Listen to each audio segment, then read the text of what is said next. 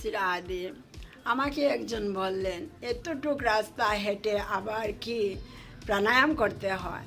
আমি বললাম, হাঁটলাম তো শরীরের বাহ্যিক ইন্দ্রিয়গুলোকে সতেজ রাখার জন্য, কিন্তু অন্তরেন্দ্রিয় বা এই দেহের মধ্যে যে নদী আছে, বায়ুরূপী নদী, গঙ্গা, যমুনা, এই নদীগুলায় যেন কোনো জাম না লাগে, তাই আমরা প্রাণায়াম করে এই নদীগুলাকে পরিষ্কার রাখতে হয়।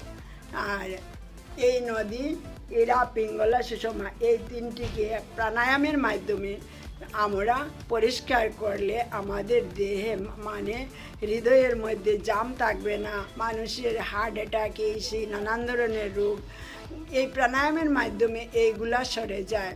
তাই হাঁটা বাহ্যিক ইন্দ্রিয়ের কাজ সতেজ রাখা, আর প্রাণায়াম করা দেহের অন্তরিন্দ্রিয়গুলোকে সতেজ রাখা। আমাদেরকে বাঁচতে হলে তো দেহ সুস্থ থাকতে হবে, আর এই দেহ সুস্থ রাখতে হলে আমাদের নিয়মিত পরিশ্রম করতে হবে, প্রাণায়াম করতে হবে, হাঁটতে হবে। এইগুলা যদি আমরা না করি তাহলে আমাদের শরীর সুস্থ থাকবে না। জয় শ্রী রাধে।